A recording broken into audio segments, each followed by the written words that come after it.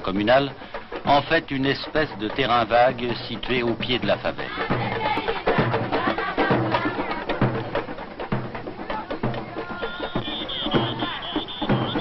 Tous les enfants sont là, garçons et filles, tous les parents aussi, hommes et femmes.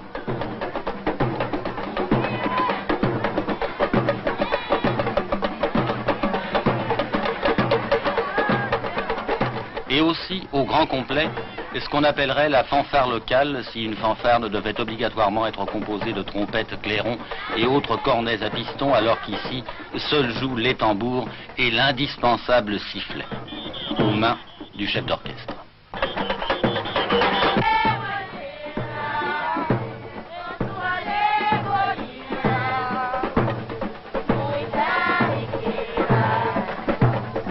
Drapeaux en tête, les drapeaux de la Manguera, la classe va commencer.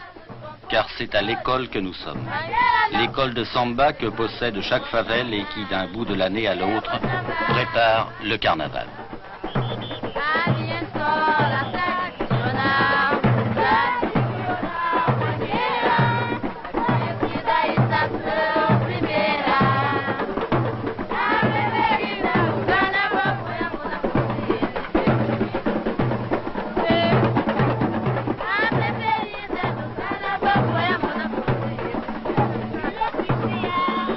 À cette école-là, il n'y a pas de programme défini. Jour après jour, d'un mois à l'autre, il importe d'être le meilleur. Aussi chacun s'efforce-t-il d'être plus brillant, plus rapide que ceux des autres favelles à la grande confrontation de l'an prochain. Une seule matière au programme immuablement, la samba. Depuis le temps que ça dure, on pourrait croire que le sujet a été épuisé et qu'il n'y a plus rien de neuf à apprendre. Grave erreur que pourraient seuls commettre des Occidentaux comme nous, qui ne voient dans cette fameuse samba qu'un pas de danse, un temps à la mode parmi d'autres. Ici, elle est toujours nouvelle et l'on s'y entraîne comme ailleurs. D'autres s'efforcent de gagner un dixième de seconde sur un 100 mètres ou un centimètre au bout d'une perche.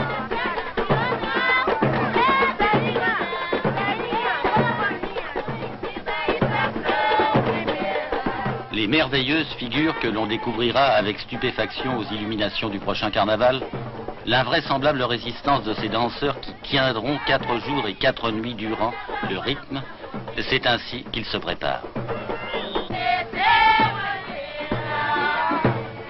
Et puis la chanson de la favelle composée tout exprès et qui peut-être sera un succès.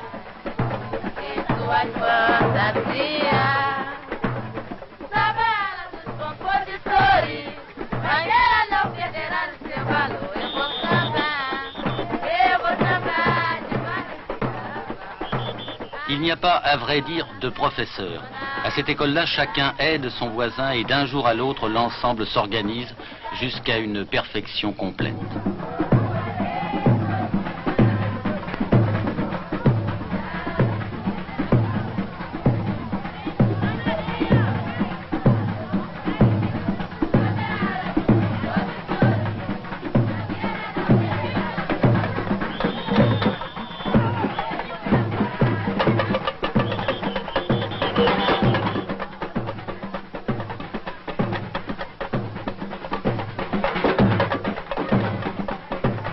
Après 2 ou 3 heures de mouvement, de soleil, de poussière et de sueur, la leçon du jour va s'achever par une répétition générale.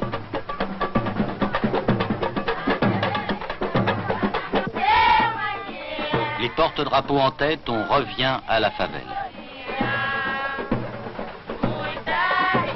Et comme au grand jour, les rues de Rio, on va parcourir toutes les ruelles, en commençant déjà peut-être à rêver justement aux larges artères, aux somptueux costumes pour lesquels aussi on a commencé d'économiser, aux lumières, aux applaudissements, à la foule.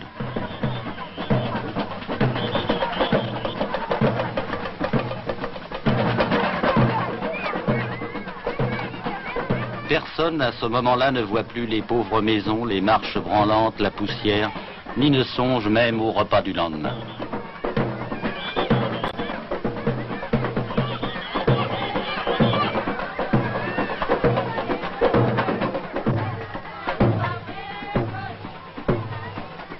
Tous ne pensent qu'à la même chose, à ce prix que peut-être l'école de la Manguera réussira à obtenir et qui vaut ici toutes les richesses et tous les honneurs.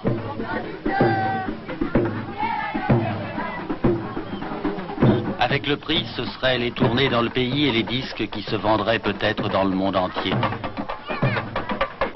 Comme cette samba de Brigitte Bardot que nous avons connue ici même comme une rengaine.